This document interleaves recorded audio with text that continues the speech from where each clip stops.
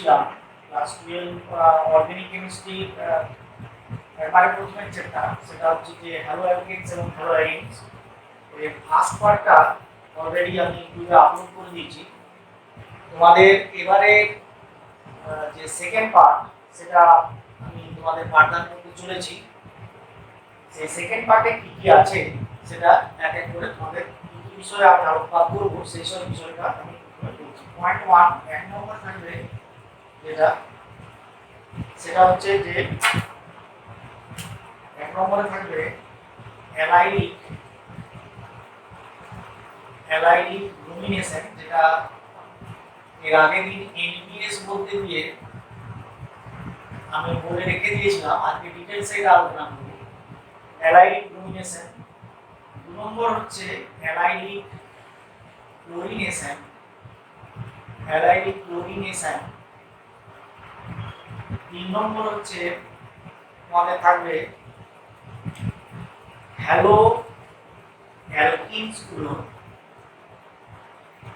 Hello alkane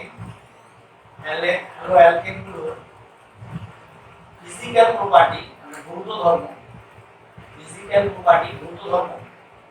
এবং থাকবে তোমাদের 4 নম্বরে অর্গানোমেটালিক কম্পাউন্ড মানে জৈব ধাতব যৌগ। যেমন তোমাদের সবচেয়ে ইম্পর্টেন্ট যে বিষয়টা আরএনডিএক্স অর্থাৎ বিকার বিকারক, এই সম্পর্কে আজকের যে পাঠ, আজকের যে অংশ পড়ানো সেখানে আলোচনা।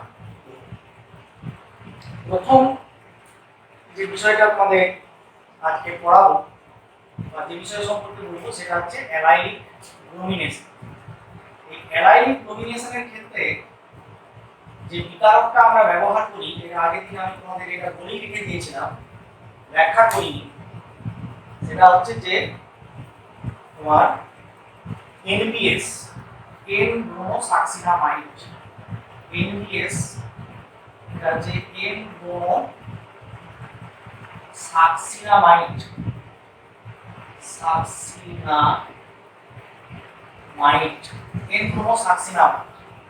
এন ব্রোমোসাক্সিনামাইড। কারণ আমাদের এন ব্রোমোসাক্সিনামাইড সম্পর্কে বলতে গেলে প্রথম সাকসিনিক অ্যাসিডটা কি সেটা আমাদের জানতে হবে। সাকসিনিক অ্যাসিড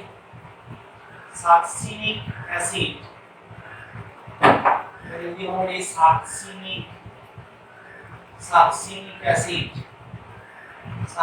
অ্যাসিড, এটা সংকেতটা হচ্ছে গঠন সংকেত যদি আমরা লিখি তাহলে CH2 এখানে C double bond O OH, এখানে হচ্ছে C double bond O OH, এটা হচ্ছে সাকসিনিক অ্যাসিড। এখন এই সাকসিনিক অ্যাসিডকে আমরা সাকসিনিক অ্যানাইড্রাইডে প্রথমে রূপান্তরিত করব। সাকসিনিক অ্যানাইড্রাইডে রূপান্তরিত করতে গেলে আমাদের কি করতে হবে? এটাতে হিট দিতে হবে, তাপ দিলে কি হবে? এখানে তাপের চিহ্ন তোমরা জানো যে ত্রিভুজগুলি তাপ হয়, কেমিস্ট্রি রিঅ্যাকশনের ক্ষেত্রে এভাবে লেখা হয়। এখানে জলটা বেরিয়ে যাবে, জল অণুটা বেরিয়ে যাবে, এইভাবে জল অণুটা বেরিয়ে যাবে। H2 যদি বেরিয়ে যায় তাহলে -H2O হবে, তাহলে এখানে সাকসিনিক অ্যানাইড্রাইড উৎপন্ন হবে, অর্থাৎ এর সংকেত হবে CH2 C double bond O, এখানে এই ওটা যেখানে একটা ও রয়ে গেছে এটা উভয় কার্বনের সঙ্গে লিংকে চলে আসবে, একে বলা হচ্ছে সাকসিনিক অ্যানাইড্রাইড।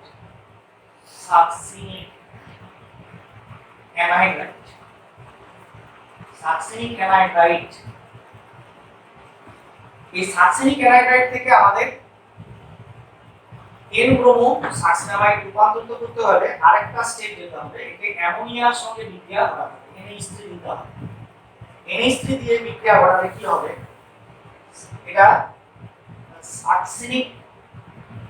সাকসিনিক অ্যামিনে রূপান্তরিত হবে, অর্থাৎ এটা উৎপন্ন হবে CH2 C double bond O, এখানে হবে NH, এটা রূপান্তরিত হবে সাকসিনামাইড, অর্থাৎ এটা একটা অ্যামিনের যৌগে রূপান্তরিত হলো। এরপর যদি আমি এখানে ব্রোমিন দিই, ব্রোমিন দিলে Br2 দিলে এখানে H টা প্রতিস্থাপিত হবে ব্রোমিন দ্বারা, উৎপন্ন হবে CH2 CH2 C double bond O C double bond O, এখানে হবে N, এটা Br, N ব্রোমো, মানে হাইড্রোজেনের সঙ্গে ব্রোমিনটা যুক্ত আছে এবং এটাই হচ্ছে যে N ব্রোমো সাকসিনামাইড। যদিও তোমাদের সিলেবাসের মধ্যে এই N ব্রোমো সাকসিনামাইডের যে প্রস্তুতি প্রিপারেশন এটা অন্তর্ভুক্ত নয়, তবুও যেহেতু এটা একটা ইম্পর্টেন্ট রিএজেন্ট সেজন্য এর প্রিপারেশনটা আমি বিস্তারিতভাবে বললাম। এরপর যেটা এনব্রোমোসাকসিনামাইডটা এই যে এনবিএস এ কোথায় ব্যবহার করা হয় না, অ্যালাইলিক ডোমিনেশনের ক্ষেত্রে ব্যবহার করা হয়।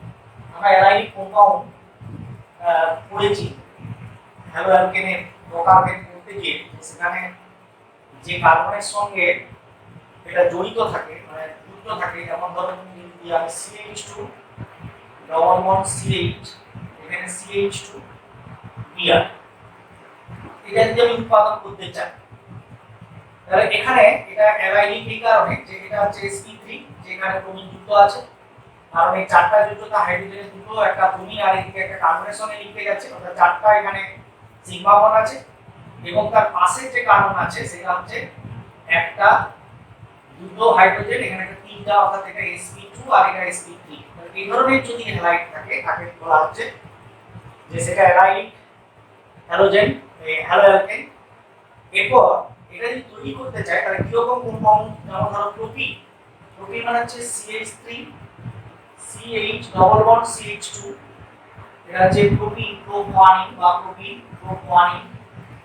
এই প্রোপিনের সঙ্গে যদি আমরা NBS দিই এনব্রোমোসাকসিনামাইড এবং H নিউ দিই, অর্থাৎ আলো সূর্যালোকের উপস্থিতিতে বিক্রিয়া ঘটে, তখন এখানে এই যে sp3 সংকরায়িত যে কার্বন আছে সেই কার্বনের সঙ্গে ব্রোমিন যুক্ত হয়ে যায়, অর্থাৎ এই প্রোডাক্টটা উৎপন্ন হয় Br CH2 CH double bond CH2। এটা অ্যালাইলিক ব্রোমিনেশনের ক্ষেত্রে এটা খুবই গুরুত্বপূর্ণ একটা বিকার NBS। এখান থেকে যে প্রশ্ন আসতে পারে সেটা হচ্ছে যে NBS কি এবং NBS এর একটি ব্যবহার লিখো, অথবা তোমাদের রূপান্তর করো প্রোপিন থেকে এনব্রোমো প্রোপিন থেকে দিয়ে দিল যে তোমার অ্যালাইলিক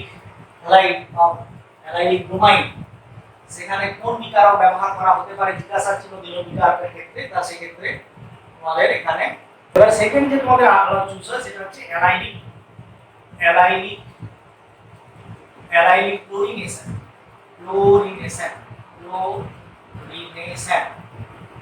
অ্যালাইলিক ক্লোরিনেশন বাংলাতেও লিখে দিলাম অ্যালাইলিক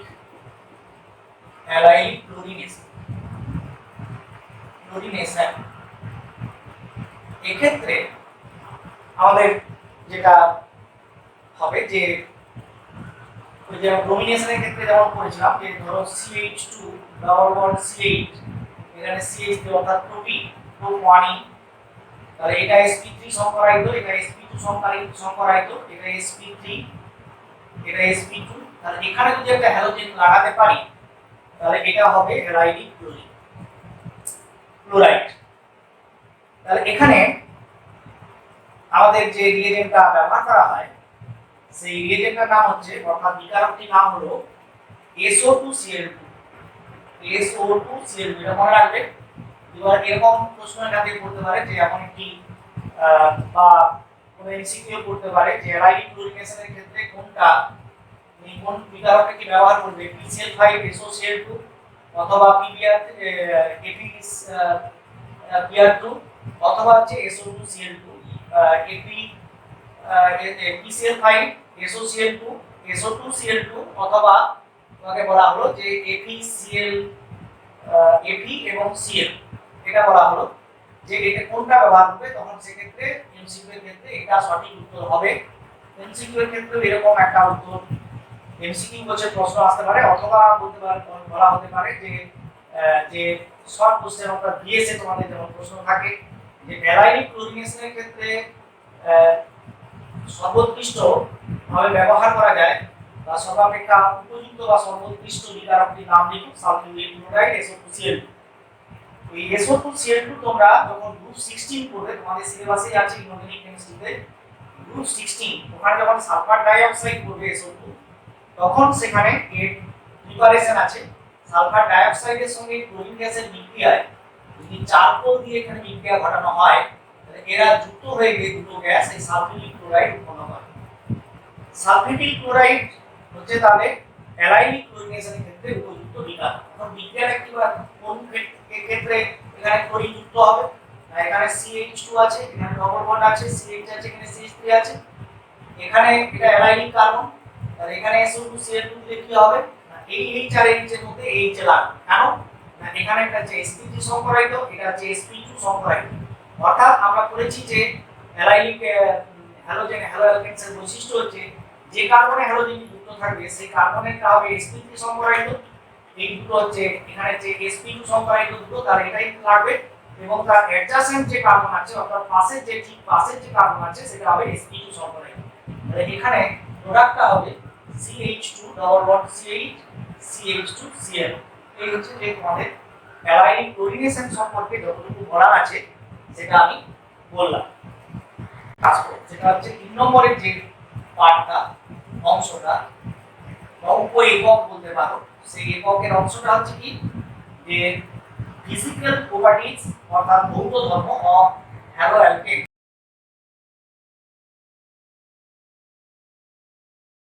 এরপরে আমরা আসবো যে হ্যালো অ্যালকেন যেগুলো আছে, হ্যালো অ্যালকেন অ্যালকেন তাদের হ্যালো অ্যালকেনের ভৌত ধর্ম।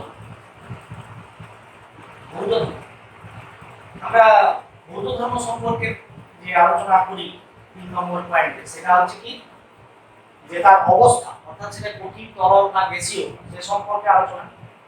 মনে রাখতে হবে যে CH3I অর্থাৎ মিথাইল আয়োডাইড এবং C18 পর্যন্ত, মানে 18টা কার্বন পরমাণু বিশিষ্ট যে হ্যালো অ্যালকেন গুলো আছে, অ্যালকিল হ্যালাইড গুলো আছে, তারা সাধারণ উষ্ণতাতে হচ্ছে তরল, তারা সাধারণ উষ্ণতাতে তরল। এই পয়েন্টটা তোমরা মনে রাখবে যে CH3I মিথাইল আয়োডাইড এবং C18 কার্বন বিশিষ্ট, C18 যুক্ত বা পর্যন্ত অ্যালকিল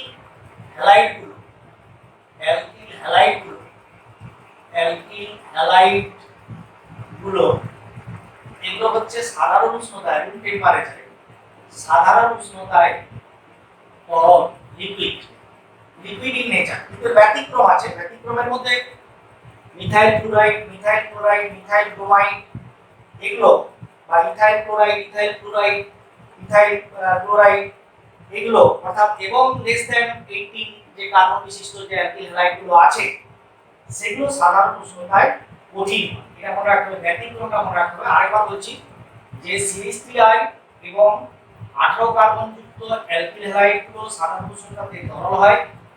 এক্সেপশন অর্থাৎ ব্যতিক্রমী ঘটনা আছে, ব্যতিক্রমী ঘটনা হচ্ছে যে methyl chloride, methyl bromide, methyl chloride, ethyl bromide এবং যে গ্রেটার দ্যান C18 এর বেশি কার্বন যুক্ত যারা আছে হ্যালাইড গুলো, সেগুলো সাধারণ অবস্থায় হয় কঠিন।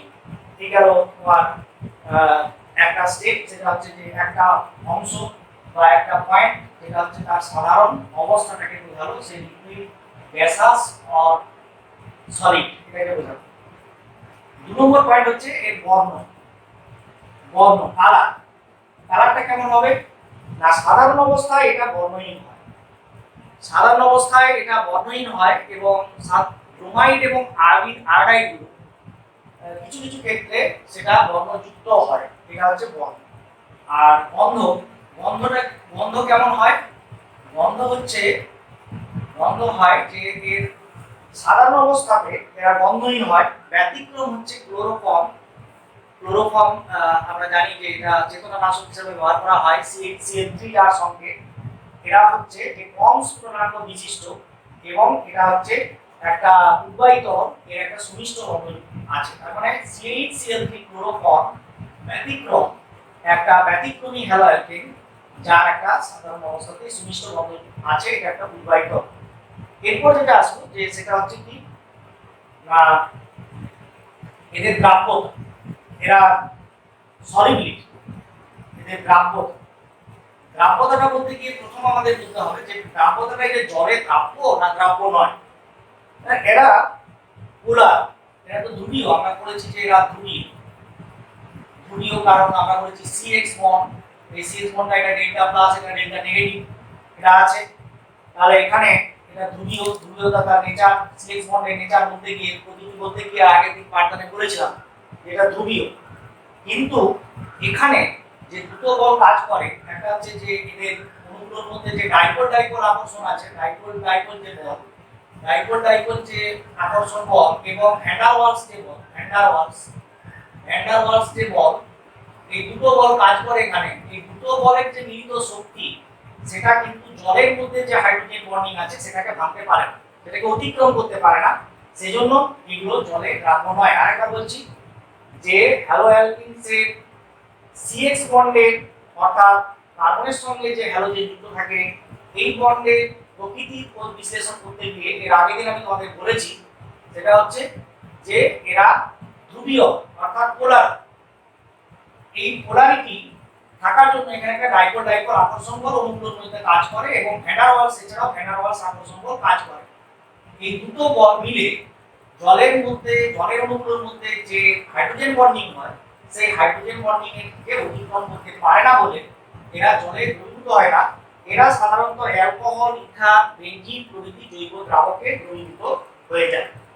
এই হচ্ছে যে এদের দ্রাব্যতা সম্পর্কে বললাম। এরপর যে পয়েন্ট আসবো যে সেটা হচ্ছে তার গলনাঙ্ক এবং স্ফুটনাঙ্ক। গলনাঙ্ক ও স্ফুটনাঙ্ক এটা সম্পর্কে আলোচনা করব। গলনাঙ্ক স্ফুটনাঙ্ক, গলনাঙ্ক স্ফুটনাঙ্ক সাধারণত এখান থেকে যে প্রশ্নগুলো আসে সেটা হচ্ছে যে গলনাঙ্ক বা স্ফুটনাঙ্কের ঊর্ধ্বক্রমে বা অধঃক্রমে সাজাতে বলা হয়। তো এক্ষেত্রে যদি আমরা একটা তোমাদের কাছে বলি যেমন CH3 CH3Cl CH3Br CH3I, তো এক্ষেত্রে তার গলনাঙ্ক তার তোমার যে বেশি হবে, তার বেশি হবে এবং কেন হবে আমরা এর আগের দিন বলেছি যে যদিও ফ্লুরিনের ইলেকট্রোনেগেটিভিটি ক্লোরিনের থেকে বেশি, তার থেকে ব্রোমিনের থেকে ক্লোরিনের বেশি আয়োডিনের বেশি, এটা মনে হওয়া উচিত ছিল যে এটা ডাইপোল মোমেন্টটা বেশি হবে কম হবে, কিন্তু এর আগে দিন বলেছি যে μ = E/D, তোমাদের ওই জায়গাটা একটু খালি দেখে নেবে। এখানে আকারগুলো বাড়ে, অর্থাৎ ক্লোরিনের আকারটা ছোট হয় ক্লোরিনের থেকে, তারপরে ব্রোমিন, তারপরে আয়োডিনের আকার সবচেয়ে বেশি, সেইজন্য ডি অর্থাৎ এখানে CH যে বন্ডটা থাকে সেই বন্ড লেংথটা বেশি হওয়ার জন্য ডাইপোল মোমেন্টটা এখানে সবচেয়ে বেশি হয়, অর্থাৎ ধ্রুবীয়তা বেশি হয়। এটা একটা কারণ যে তোমার অন্যান্য এই কারণগুলোর মধ্যে। এক নম্বর পয়েন্ট যে ধ্রুবীয়তার দিক দিয়ে এর বেশি, তারপরে মিথাইল ক্লোরাইড, তারপরে মিথাইল ফ্লোরাইড। এছাড়া এখানে এর আণবিক গুরুত্বের চেয়ে এর আণবিক গুরুত্ব বেশি, কারণ ক্লোরিনের চেয়ে ক্লোরিনের আণবিক গুরুত্ব বেশি, আবার ক্লোরিনের থেকে ব্রোমিনের আণবিক গুরুত্ব বেশি, আবার ব্রোমিনের থেকে আয়োডিনের আণবিক গুরুত্ব বেশি। স্বাভাবিকভাবে এই ক্রমটা হবে CH3I greater than CH3Br greater than CH3Cl greater than CH3n। এটা এই কারণগুলো, এছাড়াও ভ্যান্ডার ওয়ালস বলটাও ক্রমশ বৃদ্ধি পায়। তাহলে তিনটা পয়েন্ট হচ্ছে, এক নম্বর হচ্ছে আণবিক গুরুত্ব ক্রমশ বাড়ছে, দ্বিতীয়ত ভ্যান্ডার ওয়ালস বল যেটা ক্রিয়া করে অণুগুলোর মধ্যে সেটা বাড়ছে, তারপর হচ্ছে যে এদের পোলারিটি অর্থাৎ যে ডাইপোল মোমেন্ট, এটাকে বলা হয় ডাইপোল মোমেন্ট, তাহলে দ্বিমেরু ভ্রামক, বাংলা বলা দ্বিমেরু ভ্রামক, সেটা বৃদ্ধি পায়। তার ফলে এদের গলনাঙ্ক স্ফুটনাঙ্ক অর্ডারটা এইভাবে হয়। এখন যদি দেখা যায় যে এটা একটা পয়েন্ট গেল একরকম ভাবে ব্যাখ্যা, আরেকটা যদি অন্য একটা ব্যাখ্যা থাকে, অন্য কিছু দেওয়া থাকে, যেমন ধরো তোমাকে দেওয়া হলো CH3Cl CH3CH2Cl CH3CH2 CH2Cl CH3CH2 CH2 CH2Cl, অর্থাৎ মিথাইল ক্লোরাইড, প্রোপাইল ক্লোরাইড এবং বিউটাইল ক্লোরাইড, এই যে চারটা ক্লোরাইড দেওয়া হলো। এখানে দেখছি আমরা অ্যালকিল গ্রুপ যেটা, সেটা হচ্ছে এখানে মিথাইল, এখানে হচ্ছে ইথাইল, এখানে হচ্ছে প্রোপাইল আর এখানে হচ্ছে বিউটাইল। যে গ্রুপগুলো ক্রমশ এটা যদি আমরা জানি যে এই অ্যালকিল গ্রুপগুলোকে আমরা এরকম আর দিয়ে প্রকাশ করি। অ্যালকিল গ্রুপের আকার ক্রমশ বৃদ্ধি পাচ্ছে। অ্যালকিল গ্রুপের আকার ক্রমশ বৃদ্ধি পাওয়ার জন্য কি হবে না এদের মধ্যে ভ্যান ডার ওয়ালস আকর্ষণ বল বাড়বে। তারপরে কি হবে ভ্যান ডার ওয়ালস আকর্ষণ বল বৃদ্ধি পাওয়ার জন্য এদের মধ্যে যে এদের এই স্ফুটনাঙ্কের মানটা কিন্তু অর্ডারটা এইভাবে এরকম কাজ করবে। এটা লেস দ্যান, এখানে লেস দ্যান, এখানে লেস দ্যান হবে। অর্থাৎ এভাবে সাজাতে বলে। এটা তোমরা নোট করে নাও। যেটা হচ্ছে যে সমাবয়বী অ্যালকিল হ্যালাইড যদি হয় পয়েন্ট 3 সমাবয়বী অ্যালকিল হ্যালাইড গুলোর ক্ষেত্রে কিভাবে এটাকে আমরা ব্যাখ্যা করব। সমাবয়বী অ্যালকিল হ্যালাইড সমাবয়বী অ্যালকিল হ্যালাইড আমরা সমাবয়ব করেছি অবস্থানগত গঠনগত। এখানে আমরা অবস্থানগতটাই করব। যেমন ধরো তোমাদের যদি বলা হয় ক্লোরোবিউটেন CH3 নরমাল যেটা CH2 CH2 CH2 Cl এটা এক নম্বর যৌগ। এটাকে যদি এর আরেকটা সমাবয়ব হচ্ছে কি ধরো CH3 এটা দিলাম এটা CH এটা দিলাম CH2Cl অর্থাৎ চেনটা ছোট হয়ে এখানে 1 2 3 4টা চেনে কার্বন এখানে যে দীর্ঘ শৃঙ্খলটা ছিল সেই শৃঙ্খলে 4টা কার্বন ছিল। এখানে শৃঙ্খলে হলো কি একটা দুটো তিনটা এবং একটা পার্শ্ব শৃঙ্খল মিথাইল বৃদ্ধি। অর্থাৎ এর নাম হলো এটা যদি 1 নম্বর হয় এটা 2 নম্বর এটা 3 নম্বর। এটা হচ্ছে 1 ক্লোরো 2 মিথাইল প্রোপেন আর এটা হচ্ছে 1 ক্লোরো বিউটেন। যদি আরো আমরা এই শাখা শৃঙ্খল বাড়াই অর্থাৎ যদি এরকম হয় যদি 2 নম্বর হয় 3 নম্বর যদি হয় এরকম CH3 CH3 এখানে CH3 অর্থাৎ তিনটা শাখা শৃঙ্খল হলো এবং এখানে Cl হলো। তাহলে এখানে যে 3 নম্বর এটা টারসিয়ারি গ্রুপ আছে, টারসিয়ারি কার্বন আছে, ইনিবি কার্বন আছে। এখানে 1 2 3 আমি নাম দিলাম অর্থাৎ 2 ক্লোরো 2 মিথাইল প্রোপেন। তাহলে এখানে এই যে তিনটা যৌগ এই তিনটা যৌগের ক্ষেত্রে কার তোমার এখানে স্ফুটনাঙ্ক পার্শ্ব শৃঙ্খলের মাত্রা এখানে বাড়বে। অর্থাৎ এখানে যদি আমরা দেখি আরেকটা আমরা দিতে পারি সেখানে হচ্ছে যে 2 নম্বর পজিশনে ক্লোরিন দিয়ে আমরা দেখতে পারি অর্থাৎ 4 নম্বরে CH3 যদি দিই এখানে CH2 এখানে CH এখানে CH3 এখানে Cl দিলাম এটা 4 নম্বর। এখানে দেখলাম যে এখানেও একটা 2 ক্লোরো বিউটেন হলো 2 ক্লোরো বিউটেন।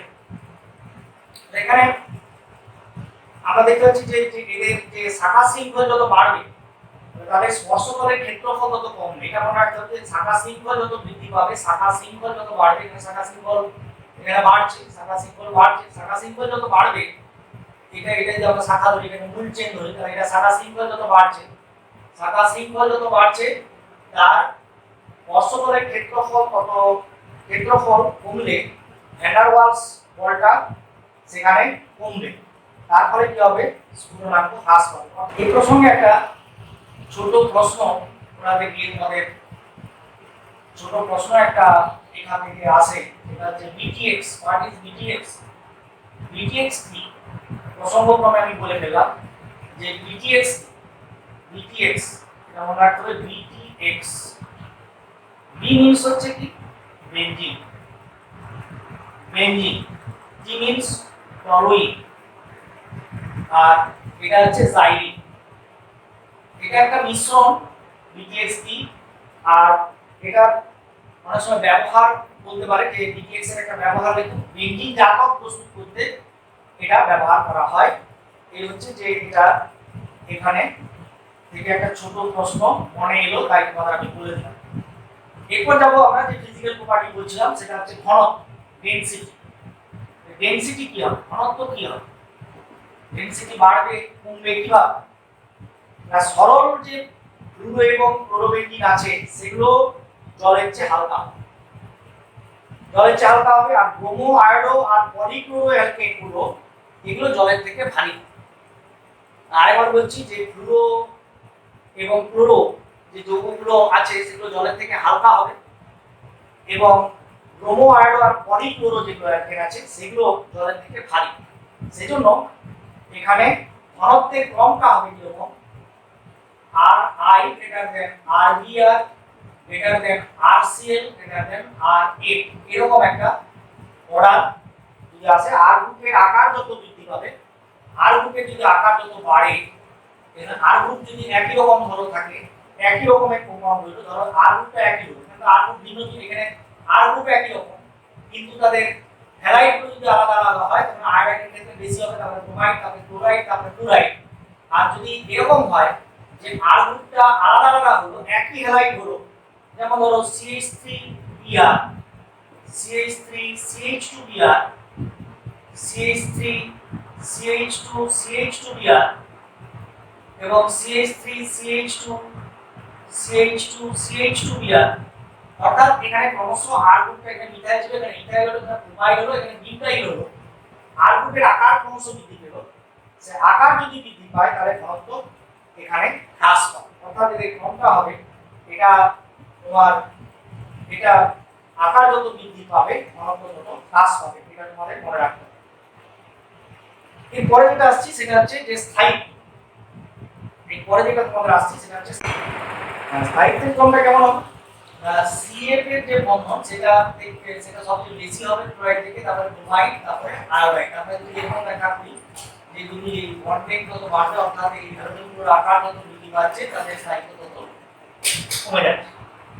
এখন এই আলোর উপস্থিতির জন্য কি হয়, আরাইড মানে অ্যালকিল আয়োডাইড এটা বিভাজিত হয়ে যায়, বিভাজিত হয়ে যে আর গ্রুপযুক্ত অ্যালকেন উৎপন্ন করে এবং I2 নির্গত করে, অর্থাৎ এটা বেগুনি হয়ে যায়। বেগুনি বর্ণের আয়োডিন আমরা জানি যে বেগুনি হয়ে যায়। এই হচ্ছে যে স্থায়িত্বের ক্রম। এই প্রসঙ্গে আরেকটা মানে ছোট প্রশ্ন এখানে উল্লেখ করে দিচ্ছি, যে প্রশ্নটা হচ্ছে যে পাইরিন কি, এটা তোমরা নোট নিবে, নোটটা গোটাটাই নিচ্ছ, এটাও একটা ছোট প্রশ্ন, ইম্পর্টেন্ট প্রশ্ন পড়ে। পাইরিন কি এবং এর ব্যবহার কি, এরকম ধরনের প্রশ্ন হাফ ক্লাস হাফ থাকে। আমরা কার্বন টেট্রাক্লোরাইড পড়েছি, carbon tetrachloride CCl4, carbon tetrachloride এটাকে বলা হয় CCl4, এর সঙ্গে CCl4টা হচ্ছে পাইন এবং এর ব্যবহারটা হচ্ছে অগ্নি নির্বাপক হিসাবে এটাকে ব্যবহার করা হয়, অগ্নি নির্বাপক হিসাবে এটাকে ব্যবহার করা হয়, অগ্নি নির্বাপক হিসাবে এর ব্যবহার আছে। এই হচ্ছে যে কথাটা মানে ওরকম করে বলনি। এরপর তোমাদের এই পাঠে সবচেয়ে গুরুত্বপূর্ণ যে বিষয়টি সেটি হচ্ছে যে অর্গানোমেটালিক কম্পাউন্ড। অর্গানোমেটালিক কম্পাউন্ড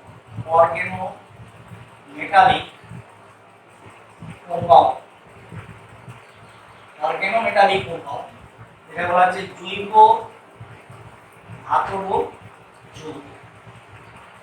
জৈব ধাতব যৌগ মানে কি, এই যৌগে একটা কার্বন এর সঙ্গে মেটালের ধাতু একটা বন্ডিং থাকে, কার্বনের সঙ্গে মেটালের একটা বন্ডিং থাকে। এই মেটালগুলো কি কি হতে পারে, এই মেটালগুলো হতে পারে লিথিয়াম হতে পারে, অ্যালুমিনিয়াম হতে পারে, পটাশিয়াম হতে পারে, ক্যালসিয়াম হতে পারে, সোডিয়াম হতে পারে, জিঙ্ক হতে পারে, তারপর হচ্ছে যে আরো অন্যান্য পিবি হতে পারে, লেড হতে পারে, মার্কারি হতে পারে, এটসেট্রা। অর্থাৎ এখানে একটা মেটাল লিঙ্কেজ, একটা কার্বন মেটাল লিঙ্কেজ থাকবে, তারপর lithium, aluminium, potassium, sodium, calcium, zinc, lead এবং মার্কারি এরকম ধাতু এর সঙ্গে যুক্ত থাকবে, এটাকে বলা হচ্ছে অর্গানোমেটালিক কম্পাউন্ড। যেমন হচ্ছে আমরা যদি অ্যাজ ফর এক্সাম্পল বলি, যে উদাহরণ ইজি, যেমন হচ্ছে মিথাইল লিথিয়ামের সঙ্গে মিথাইল লিথিয়াম, এখানে যে এটা যে লিথিয়ামের আমরা লিথিয়াম এর পরমাণু ক্রমাঙ্ক 3, তাহলে সেখানে আমাদের তার ইলেকট্রন বিন্যাস হচ্ছে 1s2 2s1, অর্থাৎ এটা হচ্ছে তার সবচেয়ে বাইরের কক্ষক, একটি ইলেকট্রন আছে, একটা যুগ্ম 1 পেয়ার ইলেকট্রন আছে।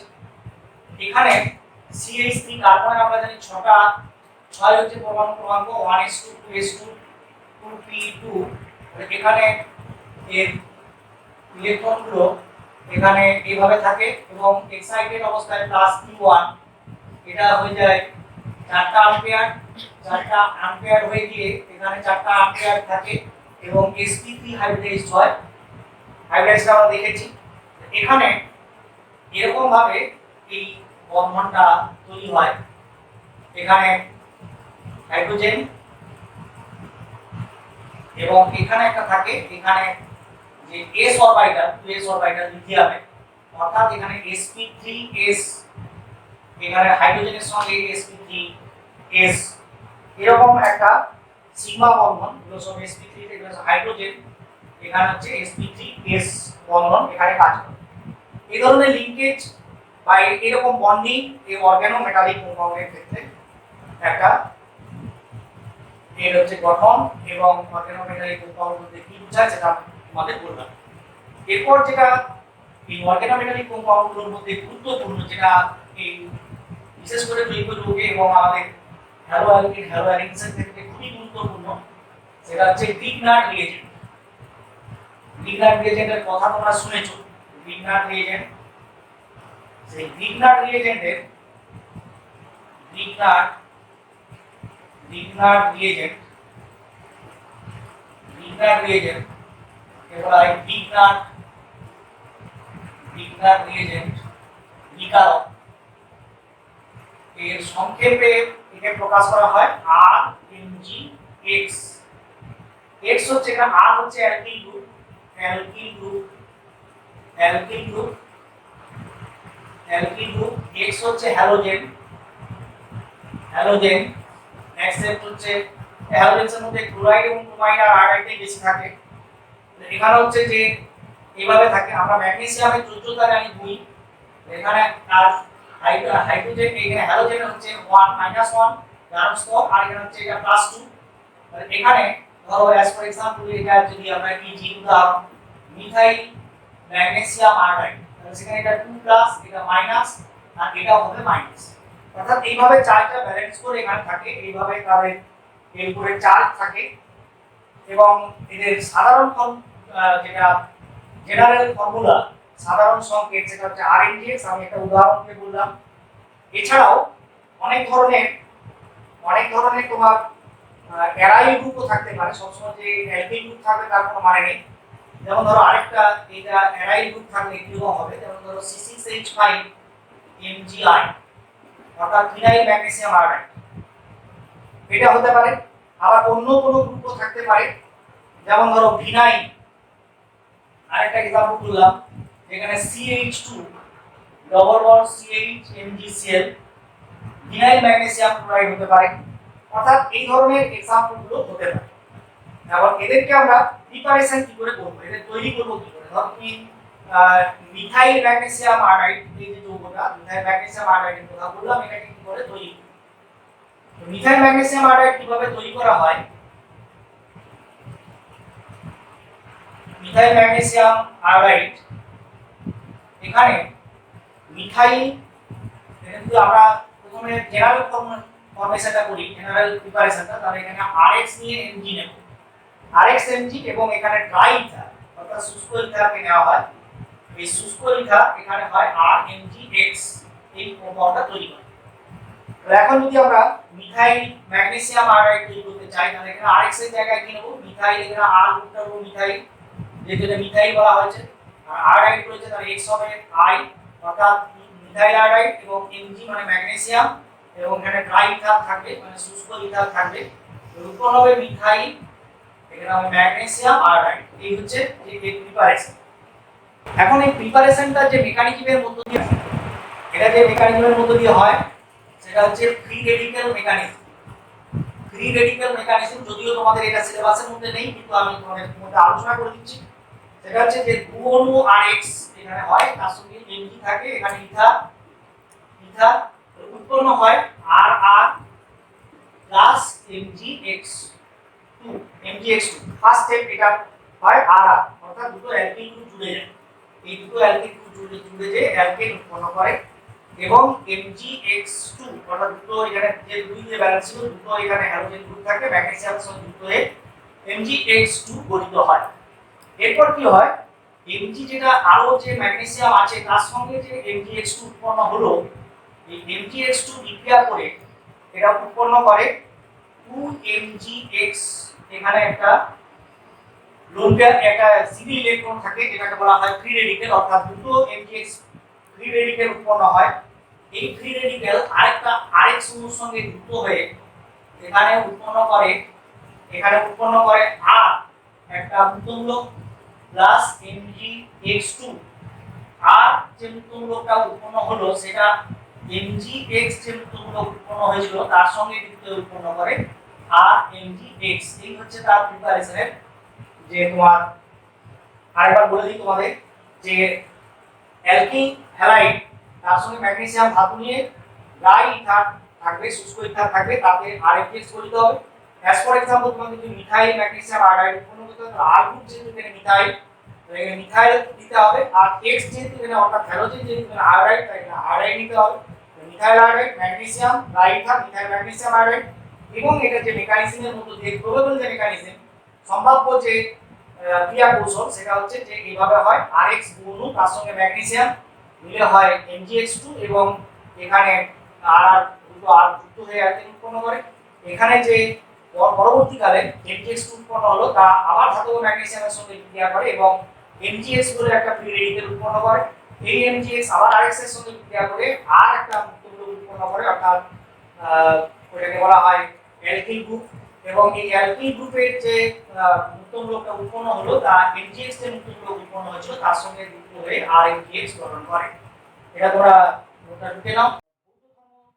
বিষয়ে দু একটা কথা বলবো এবং তারপর এর রিঅ্যাকশন বা ব্যবহারে চলে যাব। এগুলো সঙ্গে বলে রাখি যে এই RMgX যিনি আবিষ্কার করেছিলেন যার নাম অনুসারে গ্রিগনার বিজ্ঞানী গ্রিগনার, এবং তিনি এর জন্য নোবেল পুরস্কার লাভ করেছিলেন, কারণ এর যে সিনথেটিক ইউজ এত ভার্সেটাইল ভাবে এটাকে ব্যবহার করা হয়, এত সামগ্রিকভাবে এর ব্যবহার খুব বিস্তৃত অর্গানিক কেমিস্ট্রিতে এবং বিভিন্ন সিনথেটিক পারপাসে সিনথেসিসে ব্যবহার করা হয়।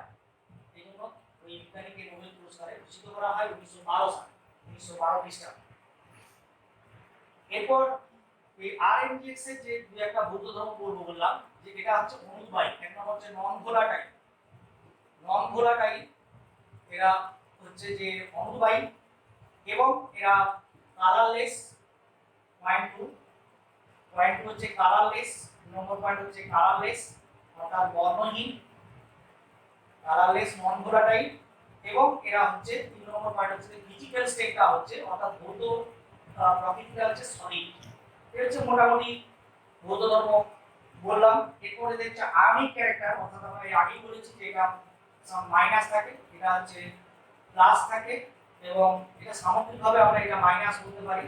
অর্থাৎ সামগ্রিকভাবে এটা এরকম মাইনাস লিখে আমরা MgX কে সামগ্রিকভাবে এটাকে টোটালটাকে এটা প্লাস বলা হয়, এটা প্লাস আর এটা হচ্ছে মাইনাস। এখন এদের যে আয়নিক ক্যারেক্টারটা এটা হচ্ছে 35% আয়নিক এরা হয়, 35% আয়নিক হয়।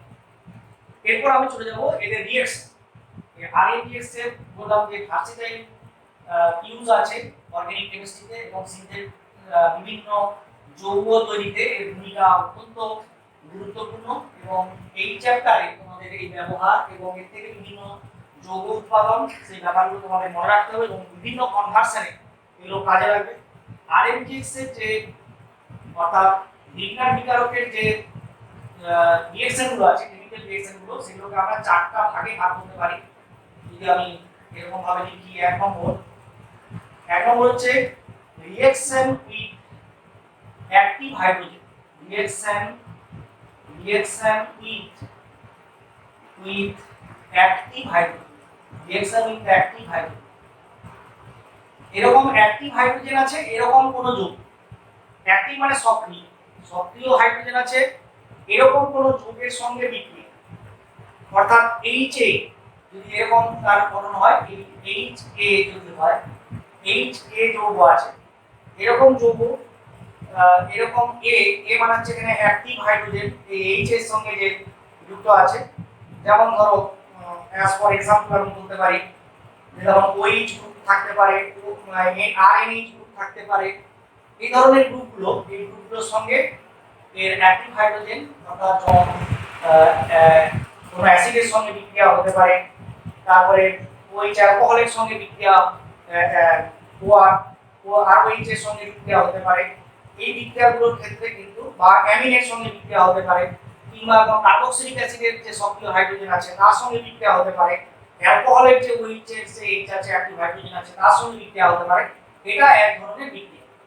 2 নম্বর বিক্রিয়া যেটা আছে, 2 নম্বরের প্রকৃতিটা কি? Nucleophilic substitution reaction. Nucleophilic substitution nucleophilic substitution reaction, nucleophilic substitution reaction, nucleophilic substitution reaction. Nucleophilic মানে হচ্ছে যেখানে নিউক্লিওফাইল একটা থাকে, সাবস্টিটিউশন মানে প্রতিস্থাপন, অ্যাকচুয়ালি একটা প্রতিস্থাপন বিক্রিয়া হবে এগুলো, এবং সেখানে একটা নিউক্লিওফাইল দ্বারা প্রতিস্থাপিত হবে যে কোনো একটা পরমাণু বা মৌল। সেটা SN1 SN2 তে তোমরা পড়েছো যে কাকে বলে নিউক্লিওফাইল এবং সাবস্টিটিউশন কাকে বলে, সেটা বিস্তৃতভাবে বোঝানো হয়েছে। এবং এখানে যাদের সঙ্গে বিক্রিয়াগুলো এখানে আলোচনা করা হবে সেগুলো হচ্ছে যে CnCl এর সঙ্গে বিক্রিয়া হতে পারে, সেখানে হতে পারে CH2 ডাবল বন্ড CH2Br, অর্থাৎ অ্যালাইনিক যে যৌগ তার সঙ্গে হতে পারে। এই ধরনের যৌগগুলোর সঙ্গে এখানে বিক্রিয়া হয়। আরেকটা হয় nucleophilic addition, nucleophilic addition reaction, addition এখানে যোগ সংযোগ, নিউক্লিওফাইল সংযুক্ত হয়ে যাবে, এই ধরনের বিক্রিয়া। এগুলো সাধারণত যেটা বলছিলাম যে জলের সঙ্গে বা তোমার কার্বন ডাইঅক্সাইডের সঙ্গে বিক্রিয়া হতে পারে, কোনো অ্যালডিহাইডের সঙ্গে বিক্রিয়া হতে পারে, কোনো কিটোনের সঙ্গে বিক্রিয়া হতে পারে, যেমন CH3COCH3 অ্যাসিটোন, এখানে অ্যাসিটালডিহাইডের সঙ্গে ফর্মালডিহাইডের সঙ্গে হতে পারে, কার্বন ডাইঅক্সাইডের সঙ্গে হতে পারে, কোনো ইথারের সঙ্গে হতে পারে, এস্টারের সঙ্গে এস্টারের সঙ্গে হতে পারে, কার্বক্সিলিক অ্যাসিডের সঙ্গে হতে পারে। এই বিক্রিয়াগুলো এখানে ঘটে। এবারে 4 নম্বরে যেটা আছে সেটা হচ্ছে কি, সেটা হচ্ছে ইনসারশন বিক্রিয়া, ইনসারশন রিঅ্যাকশন। ইনসারশন রিঅ্যাকশন এটা হতে পারে, ইনসারশন রিঅ্যাকশন কার সাথে ঘটে, সাধারণত অক্সিজেন বা সালফারের সঙ্গে বা অন্যান্য মৌলগুলোর সঙ্গে বিক্রিয়া আছে। এখানে স্পেশালি অক্সিজেন এবং সালফারের সঙ্গে বিক্রিয়া। তাহলে একবার বলছি আমি, RNGX এর সঙ্গে যে রিঅ্যাকশনগুলো আমরা বললাম যে ভার্সিটাইল অনেক রিঅ্যাকশন আছে, সেই রিঅ্যাকশনগুলোর মধ্যে এটা সিনথেসিস পারপাসে লাগানো হয় এবং বিভিন্ন কনভার্সনের ক্ষেত্রে লাগানো হয়। তার 1 নম্বর রিঅ্যাকশন হচ্ছে রিঅ্যাকশন উইথ অ্যাক্টিভ হাইড্রোজেন, অর্থাৎ সক্রিয় হাইড্রোজেন আছে এরকম কোনো যৌগের সঙ্গে বিক্রিয়া। 2 নম্বর হচ্ছে নিউক্লিওফিলিক সাবস্টিটিউশন বিক্রিয়া, যেমন আমি বললাম CnCl, CN হচ্ছে নাইট্রাইল গ্রুপ, Cl হচ্ছে ক্লোরাইড গ্রুপ, এবং হচ্ছে যে এখানে অ্যালাইনিক ব্রোমাইডের সাথে হতে পারে। নিউক্লিওফিলিক অ্যাডিশন রিঅ্যাকশন হতে পারে, সেটা হচ্ছে কার্বন ডাইঅক্সাইড হতে পারে, কোনো অ্যালডিহাইড হতে পারে, যেমন অ্যাসিটালডিহাইড বললাম, ফর্মালডিহাইড হতে পারে, HCHO হতে পারে, কোনো কিটোন হতে পারে যেমন অ্যাসিটোন বললাম, যেমন হচ্ছে কোনো এস্টার হতে পারে। এরকম যে বিক্রিয়া, এই বিক্রিয়াগুলো বিস্তৃতভাবে এবারে পরপর আলোচনা হবে। আর হচ্ছে ইনসারশন রিঅ্যাকশন, যেখানে অক্সিজেন বা সালফারের সঙ্গে বা এরকম কোনো মৌলের সঙ্গে বিক্রিয়া, যেমন অক্সিজেনের সঙ্গে বিক্রিয়াটা এখানে আমি আলোচনা করে দেখিয়ে দেবো। যদিও তোমাদের সিলেবাসের মধ্যে এগুলো এইচএস এর যে আমাদের যে সিলেবাস, এইচএস আমাদের বোর্ডের যে বা কাউন্সিলের যে সিলেবাস, সেই সিলেবাসের মধ্যে এই এত অন্তর্ভুক্ত নেই, কয়েকটি আছে, তবুও ডিটেলসে তোমাদের কয়েকটা আমি বলে দেবো। এটা কিন্তু খুবই গুরুত্বপূর্ণ, এই জায়গাটা খুব গুরুত্ব দিয়ে তোমরা পড়াশোনা করবে। প্রথম যে রিঅ্যাকশনটা আসছে সেটা হচ্ছে অ্যাট ফার্স্ট, যে অ্যাক্টিভ হাইড্রোজেন আছে এরকম কোনো যৌগ, অ্যাক্টিভ হাইড্রোজেন বিশিষ্ট সক্রিয় হাইড্রোজেন আছে, অ্যাক্টিভ হাইড্রোজেন মানে সক্রিয় হাইড্রোজেন, সক্রিয় হাইড্রোজেন আছে এমন যৌগ, হাইড্রোজেন যুক্ত যৌগ তার সঙ্গে বিক্রিয়া। এখানে অনেক যৌগের কথা বলা যেতে পারে, একটা একটা করে যদি বলি এবং কিভাবে হয়। আমরা প্রথমে যদি বলি জলের সঙ্গে বিক্রিয়া, CH3MgI প্লাস HOH, জলটাকে যদি এভাবে লিখি H2O, সেটা আমি HOH বলে লিখলাম শুধু বোঝার সুবিধার জন্য। এখানে কি উৎপন্ন হবে না, এই অ্যাক্টিভ হাইড্রোজেন এখান থেকে এই R এর সঙ্গে যুক্ত হয়ে যাবে, RNGX।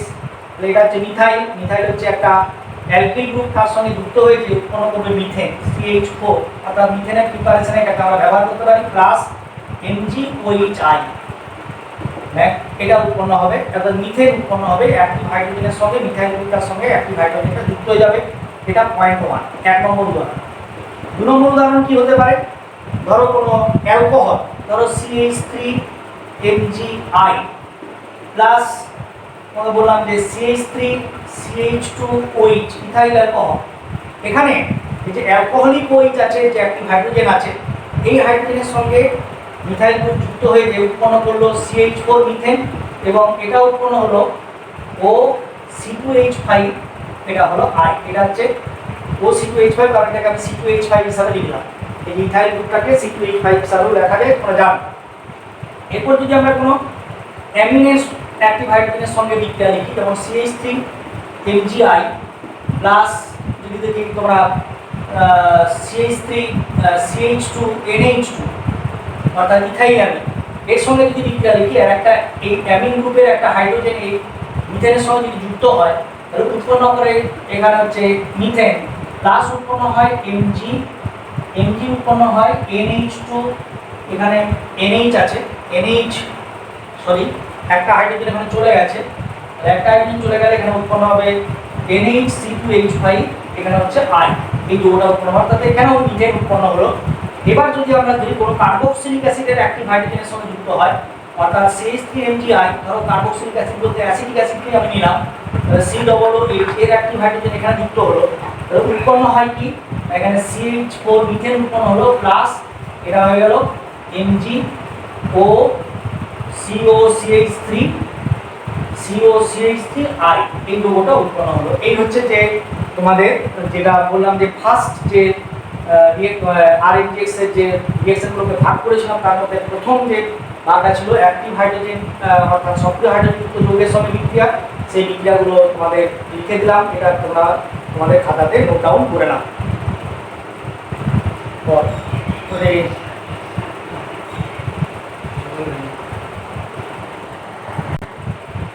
RNGX এর দ্বিতীয় নম্বরে যেটা বললাম যেটা হচ্ছে যে তোমার নিউক্লিওফিলিক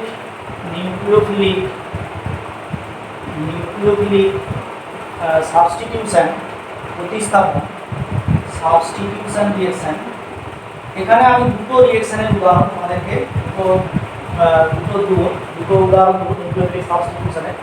একটা হচ্ছে CH3MgI প্লাস যদি অ্যালাইনিক ব্রোমাইড দিই ধরো CH2 ডবল বন্ড CH2Br এরকম একটা অ্যালাইনিক ব্রোমাইড আমি দিলাম। অ্যালাইনিক ব্রোমাইড তোমাদের আগেই বলেছি sp3 এটা sp আরেকবার বলে দিলাম এটা sp3 এটা হচ্ছে sp3 এটা sp।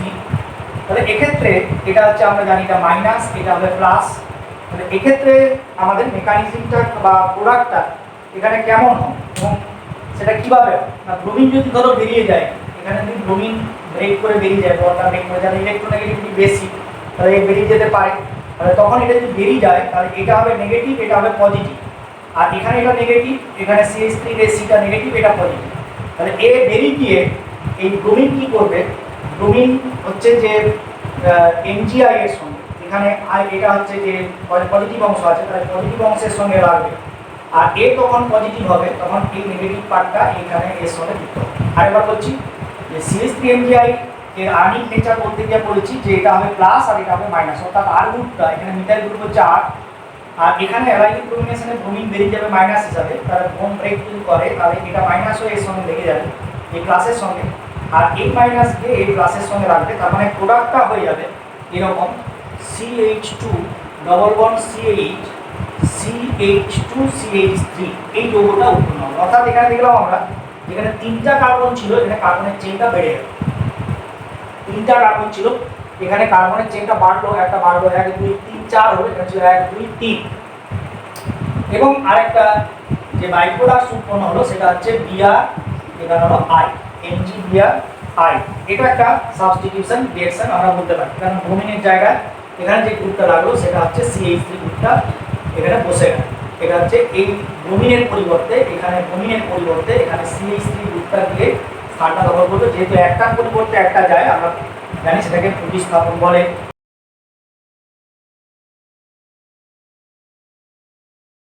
এটা হচ্ছে A বা 1 নম্বর। বি হচ্ছে কি যে এখানে আরেকটা নিউক্লিওফিলিক প্রতিস্থাপন হবে এটা নিউক্লিওফাইল কারণ নিউক্লিয়াস লাভিং মাইনাস ছিল প্রতিস্থাপন হয়েছে এটা আমরা আগেও বলেছি। এবারে যদি দেখা যায় যে আরেকটা রিঅ্যাকশন উদাহরণ যদি তোমাদেরকে দিতে হয় ধরো CH2MgI ইথাইল ম্যাগনেসিয়াম আয়োডাইড কারণ এটা হবে তখন প্লাস আর সরি এটা হবে মাইনাস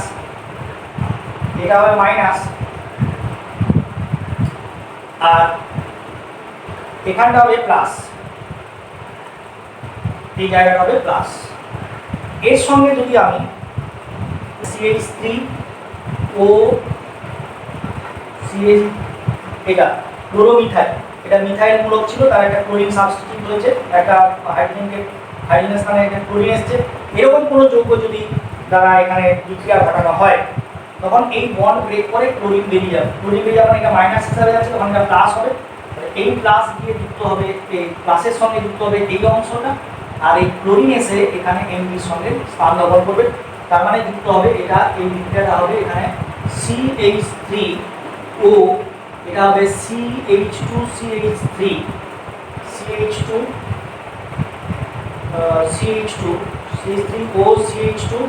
CH2 CH3, কারণ এখানে একটা ইথাইল গ্রুপ আছে, CH2CH3 প্লাস এই সিএলটা এখানে যুক্ত হবে, অর্থাৎ এটা হচ্ছে MgClI।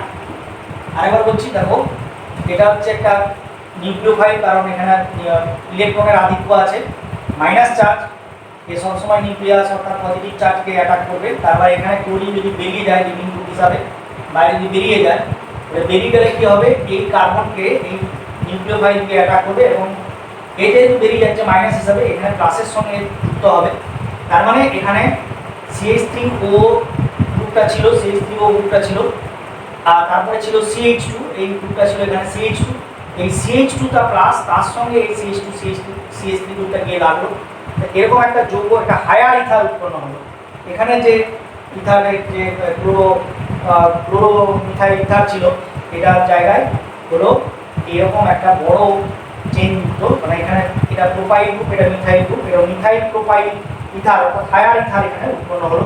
এই হচ্ছে যে তোমাদের নিউক্লিওফিলিক সাবস্টিটিউশন রিঅ্যাকশন, যেটা দ্বিতীয় প্রকার বিক্রিয়াটা আমি তোমাদের বলেছি, 4টা ধরনের বিক্রিয়া বলেছি, বা 2 ধরনের বিক্রিয়া সম্পর্কে আলোচনা করা হবে।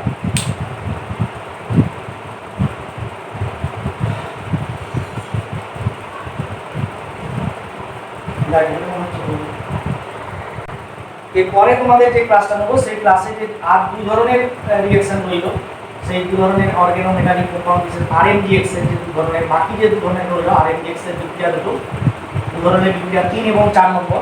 এই 3 এবং 4 নম্বর অর্থাৎ নিউক্লিওফিলিক অ্যাডিশন রিঅ্যাকশন, আরেক ধরনের যে রিঅ্যাকশন আছে, এই দুটো রিঅ্যাকশন আমি আলোচনা তোমাদের করবো, তারপরে অন্য জায়গায় যাবো।